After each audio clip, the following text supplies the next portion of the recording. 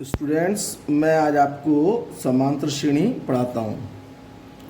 ये समांतर श्रेणी ये आपने क्लास 10th में ज़रूर पढ़ी होगी। आपको मैं थोड़ा सा रिवीजन के लिए बता दूँ। आपने कुछ इस तरीके का फॉर्मूला पढ़ा होगा, A N is equal to A plus N minus one into D जैसा। तो समांतर श्रेणी शुरू करते हैं। तो समांतर श्रेणी में सबसे पहला वर्ड आता है, शब्द है ये अनुक्रम। इंग्लिश में आप इसको कहेंगे सीक्वेंस। किसी भी गणित में आप ये ध्यान रखिए, गणित में क्यों, मतलब साइंस के जो तीनों सब्जेक्ट हैं, फिजिक्स, केमिस्ट्री, मैथ, जो आप हिंदी जाने उसकी इंग्लिश भी अवश्य जाने। जो टर्मिनोलॉजी है, जो गणित के शब्द हैं, उनको इंग्लिश में जानना बहुत ज़रूरी होता है, क्योंकि वो फिर आपके आगे काम आते हैं। तो मैं पहले आपको अनुक्रम की परिभाषा देता हूँ कि अनुक्रम होता क्या है। तो मैं एक एक शब्द बोलूँगा, आप आराम से सुने। वैसे अनुक्रम एक सामान्य शब्द है, ऐसा नहीं है कि गणित का ही शब्द है। अनुक्रम हमारी डेली लाइफ में भी काम करता है। किसी भी काम को जब हम करते हैं तो उसको करने का एक निश्चित क्रम होता है, उसी को हम लोग अनुक्रम कहते हैं। विशेष ढंग कह लीजिए, क्रम न कह सकें, बहुत साधारण शब्दों में समझना चाहें तो किसी कार्य को करने का एक विशेष ढंग होता है और उसी को हम लोग अनुक्रम कह देते हैं। लेकिन अब यहाँ इस तरीके से तो नहीं कहेंगे, ढंग वगैरह इस तरीके के शब्दों का यूज़ नहीं कर सकते। तो क्या करते हैं कि किसी भी कार्य को करने का एक निश्चित क्रम होता है या निश्चित नियम होता है। जब किसी भी कार्य को हम करते हैं तो उस कार्य को करने का एक निश्चित नियम होता है, उसी को हम लोग अनुक्रम कह देते हैं। लेकिन अब गणित में क्या है कि गणित में तो आपके पास संख्याएं होती हैं, तो अब जो नियम है, जिसको हमने कहा ना एक निश्चित नियम, तो निश्चित नियम में यदि संख्याओं को व्यवस्थित किया जाए, बात समझें, निश्चित नियम में यदि संख्याओं को यदि व्यवस्थित किया जाता है तो उस व्यवस्था को ही हम लोग अनुक्रम कह देते हैं। तो क्या होता है अनुक्रम, जरा परिभाषा देखें इसकी। संख्याओं के उस समूह को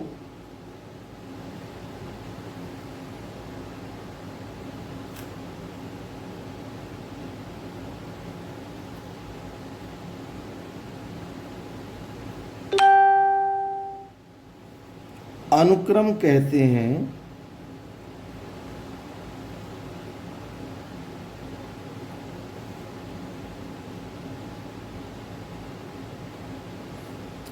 जिसमें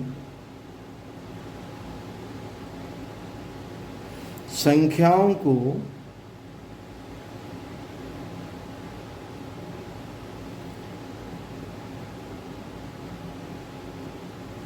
किसी क्रम में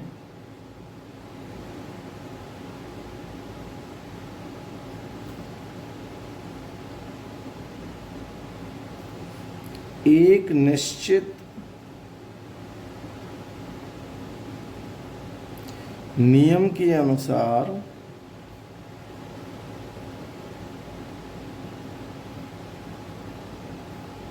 रखा गया हो।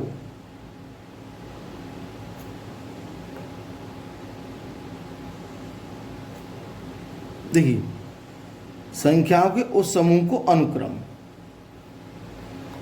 किसको कहते हैं? समूह को। यानी कि आपके पास बहुत सारी संख्याएं होंगी,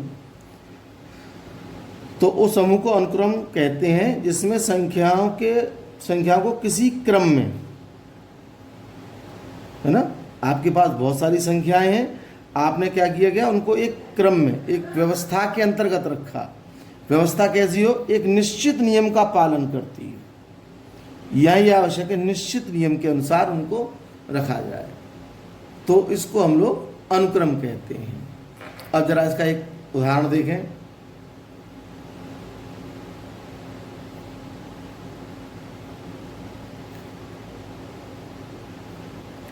उदाहरण मान लीजिए कि आपके पास इस तरीके से संख्या रखी हुई हैं कुछ, 1 3 5 7 और इस तरीके से।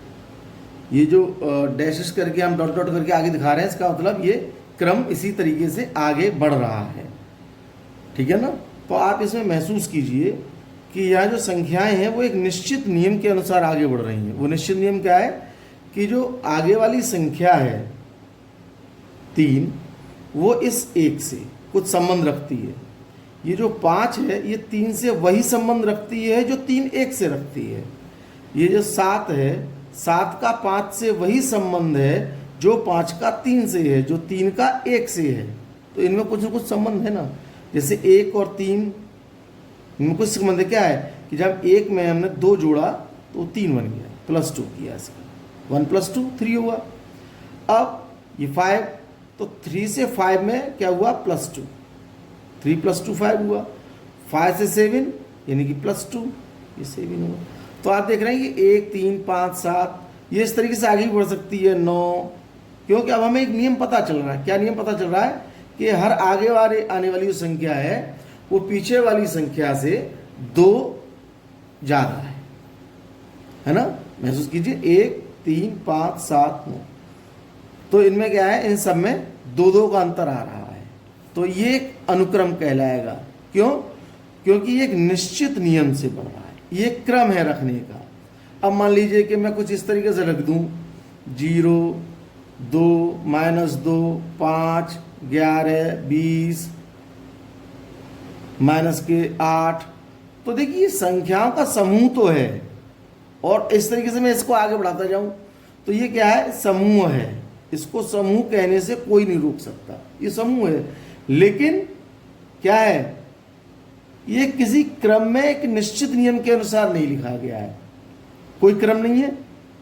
देखिए 0 रख दिया, धनात्मक संख्या, फिर ऋणात्मक संख्या, फिर उससे बहुत बड़ी संख्या, बड़ी संख्या, फिर एक ऋणात्मक संख्या, तो कोई क्रम नहीं है, क्रम नहीं है। और साथ साथ इनको रखने का कोई नियम भी नहीं है। तो अब आपके पास जैसे 0 के आगे 2 आया, 2 के आगे -2 आया, -2 आया, तुरंत 5 आ गया, एक बहुत बड़ी संख्या आ गई -2 से। 5 के बाद 11, 11 के बाद 20, 20 के बाद -8 आ गया। अब -8 के क्या आएगा, आप कुछ भी जोड़ घटाव करते रहिए, आपको पता ही नहीं चलेगा कि क्या आया। क्यों? क्योंकि इनको रखने का कोई निश्चित नियम था ही नहीं। आपने तो संख्याओं के बस ऐसे समूह को उठा के रख दिया। तो ये क्या है कि ये अनुक्रम नहीं हो सकता, ये अनुक्रम नहीं है। क्यों नहीं है? क्योंकि इसको रखने का कोई निश्चित नियम नहीं। समूह हो सकता है, गौर करिए, समूह तो है लेकिन अनुक्रम नहीं है। हर समूह अनुक्रम नहीं हो सकता। उसी समूह को आप अनुक्रम कहेंगे जिसमें संख्याओं को एक क्रम में रखा गया हो और एक निश्चित नियम के अनुसार रखा गया हो। ठीक है ना। अब जैसे ऐसे लिख दिया जाए 3 6 12 24 एंड सो ऑन का मतलब इस तरीके से आगे बढ़ते हुए चलना है। ठीक है ना। ऐसा नहीं है कि 24 हमारा लास्ट है, लास्ट हो भी सकता है, इसके आगे भी हो सकता है।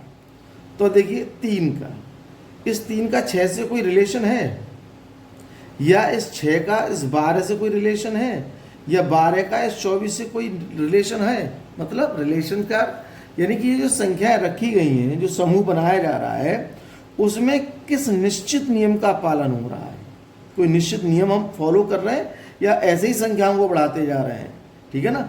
अब इसी तरीके से मुझसे आगे पूछे कि आगे वाली संख्या क्या होगी, यदि मुझे ये नहीं मालूम कि इसमें किस निश्चित नियम का पालन हो रहा है तो हम आगे आने वाली संख्याओं के बारे में नहीं बता सकते। अब मुझसे कोई पूछे या आपसे मैं पूछूं कि 24 क्या है, क्या आएगा, पता नहीं। क्यों? क्यों मुझे ये तो पहले पता चले कि ये बढ़ किस नियम से रहा है, ये संख्या जो आगे बढ़ रही हैं ये किस निश्चित नियम के हिसाब से बढ़ रही हैं। तो आप देखिए 2,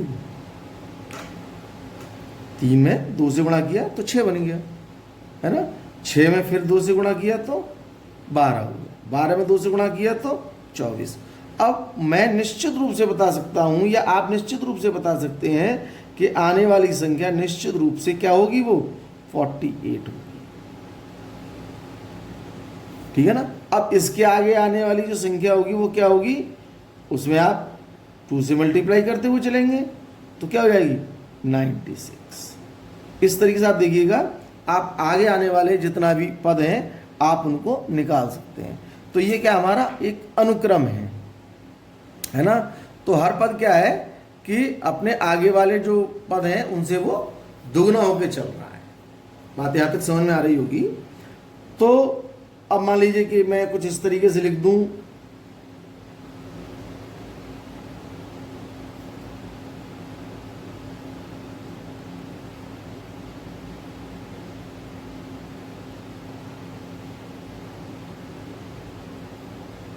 डैश डैश 0 1 2 3, तो आपको लगेगा सर ये तो संख्याएं हैं, आगे वाला पद जैसे ये 0 है, ये 1 है, ये 2 है, तो आप कहेंगे आगे वाला पद क्या होगा, 4 होगा, निश्चित रूप से 4 होगा। लेकिन हुआ कैसे 4, है ना। तो ये है कि ये बना कैसे, इसके बारे में भी यदि विचार किया जाए तो आप गौर करिए इसको। उससे पहले जरा कुछ टर्म सीखिएगा,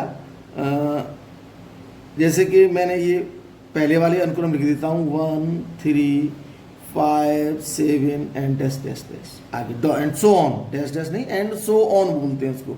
एंड सो ऑन का मतलब इसी तरीके से ये क्रम आगे बढ़ रहा है। तो ये जो 1 है इसको हम बोलेंगे प्रथम पद, ये जो 3 है इसको बोलेंगे हम द्वितीय पद। इसी तरीके से 5वां किस नंबर पे आ रहा है, तीसरे पे, तृतीय पद, ये चतुर्थ पद, ठीक है ना। और 1 3 5 7 क्या है, ये इस अनुक्रम के अवयव कहलाते हैं, ठीक है ना। इंग्लिश में इसको हम बोलेंगे फर्स्ट टर्म, इंग्लिश भी साथ साथ लिख दे रहा हूं। ये हो गया हमारा सेकंड टर्म, इस तरीके से ये थर्ड टर्म, ये फोर्थ टर्म। इंग्लिश में कहेंगे टर्म के हिसाब से बोलेंगे और हिंदी में प्रथम पद द्वितीय पद आगे बोलेंगे। अब इस पे आते हैं कि 0 1 2 3 कैसे हुआ। तो 0 1 2 3 क्या है, मान लीजिए प्राकृत संख्याओं से बना है, नेचुरल नंबर से। तो आप देखिए 1 - 1 0 हो गया। ये जो टर्म बना होगा, n को नेचुरल नंबर बोल रहा हूं, जरा देखिए ये क्या हो गया 2 - 1, ये क्या हुआ 3 - 1, ये क्या हुआ 4 - 1। तो आगे वाला टर्म आप समझ गए होंगे कि वो 4 होगा, और क्यों होगा, क्योंकि यहाँ पे जो टर्म आएगा वो 5 - 1 है। तो इसी तरीके से ये अनुक्रम कहलाता है। अनुक्रम क्या होता है, जब हम संख्याओं को एक विशेष क्रम में रखते हैं निश्चित नियम के अनुसार, तो उसको हम लोग अनुक्रम कह देते हैं या वो होता ही है। अब सबसे बड़ी बात ये आती है कि हमें एक निश्चित सूत्र की आवश्यकता हो। अब मान लीजिए कि ये प्रथम पद है, ये द्वितीय पद है, ये तृतीय पद है, ये चतुर्थ पद है। अब मुझसे कोई इसका पूछे ऐसे, या तो ये आगे बढ़ता रहेगा, आगे जब ये बढ़ता रहेगा तो कहाँ तक जा सकता है। तो अनुक्रम फिर 2 तरीके के होते हैं, आप ऐसे समझिए। कितने तरीके का,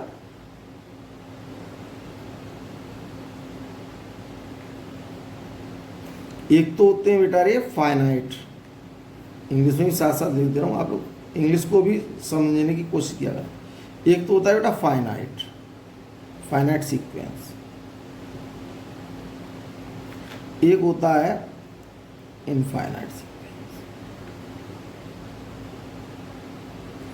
फाइनाइट को बोलते हैं परिमित,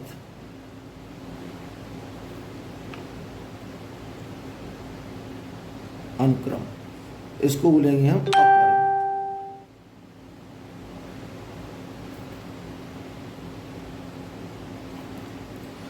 तो फाइनाइट अनुक्रम वो होता है, परिमित अनुक्रम सीक्वेंस, कि जिसमें पदों की संख्या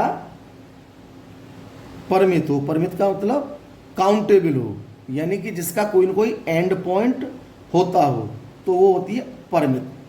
और जिसका कोई एंड पॉइंट नहीं होता, यानी कि जो अनुक्रम है हम लिखे हैं और लिखते लिखते इसके अंत पद में जो लास्ट टर्म है हम उसको न लिखें या न होता हो, तो वह अपरिमित अनुक्रम कहलाएगा। जैसे इसी को ले लीजिए 1 3 5 7, और मैं यहाँ पे लाके इसको 99 पे जाके रोक दूँ, है ना। 1 3 5 7 है और ये इसका अंतिम पद है। तो देखिए इसमें क्या है, एंड पॉइंट आ रहा है। एंड पॉइंट क्या है इसका, 99 पे जाके ये रुक गया, है ना।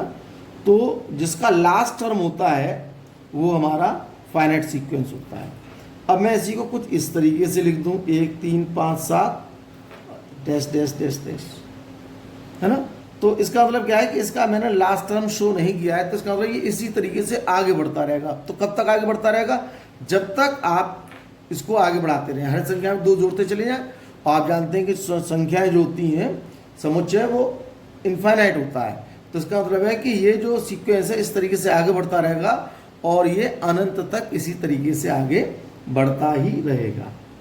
अब मान लीजिए कि ये मेरे पास सीक्वेंस लिखा हुआ 1 3 5 7 और लास्ट में इसका आ रहा है 99। अब मुझसे कोई पूछे कि इसका, यहाँ लिख के दोबारा समझाता हूँ, 1 3 5 7 ये फाइनाइट या इनफाइनाइट, इस पे अब मैं चर्चा नहीं कर रहा हूँ। और मुझसे कोई ये पूछे कि इसका ये प्रथम पद है, ये द्वितीय पद है, ये तृतीय पद है, ये चतुर्थ पद, मुझसे इसका 22वां पद बताइए, ये मेरा क्वेश्चन है। इसका 22वां पद क्या होगा? या इस तरीके से सीक्वेंस आगे बढ़ रहा है, मुझसे कोई पूछे इसका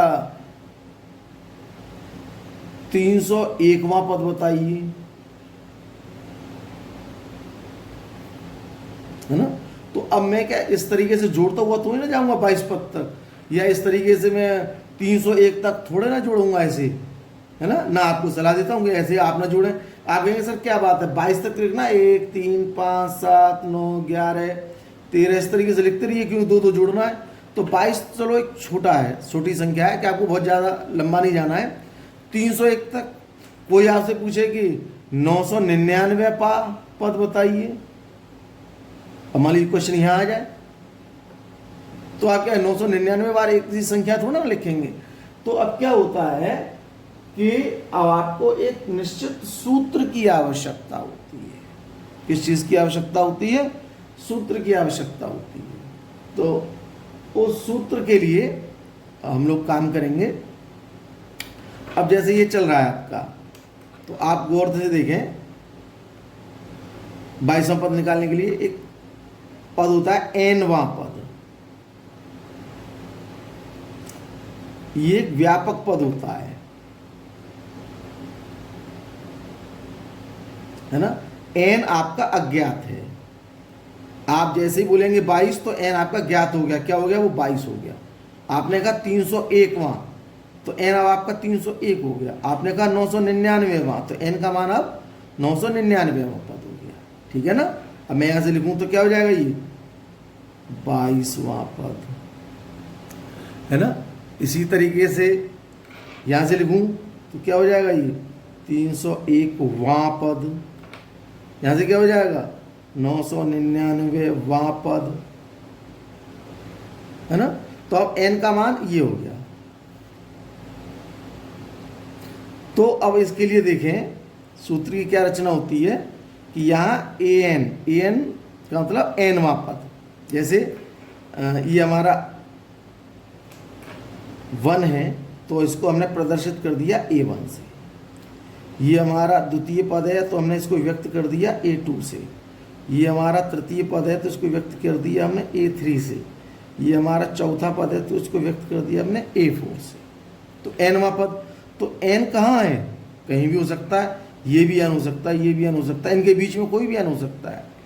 तो इसका क्या होगा? ये होगा 2n-1, जहाँ n जो है आपका नेचुरल नंबर है। अब आप रख दीजिए। अब आप A1 निकालना चाहें तो n के स्थान पर 1 रख के देखें तो क्या हो जाएगा? A1 बराबर 2 × 1 - 1, क्या रहेगा? 1। अब आप n के स्थान पर 4 रख के देखें, देखिए 7 ही आएगा। क्या हो जाएगा? A4, तो क्या हो जाएगा? 2 × 4 - 1, नहीं 4 2 जा 8 -1, तो क्या आया? 7। और आपसे पूछे कोई 22 टर्म निकालिए, n बराबर 22 रख दें, तो क्या हो जाएगा? A22, यानी कितना? 2 × 22 - 1, यानी 22 दूनी 44, और 44 में से 1 गया तो कितना हो गया? 43।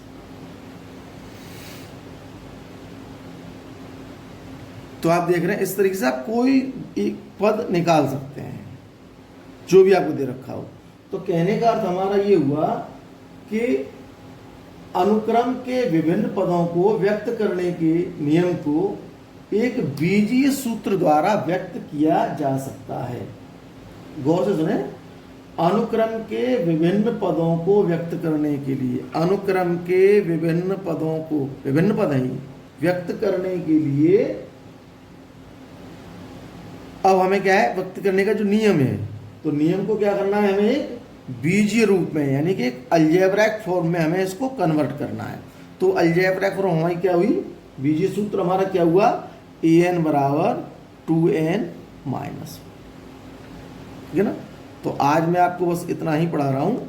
अगले मैं इसके कुछ क्वेश्चंस और इसके फिबोनाची सीक्वेंस के बारे में बताऊंगा।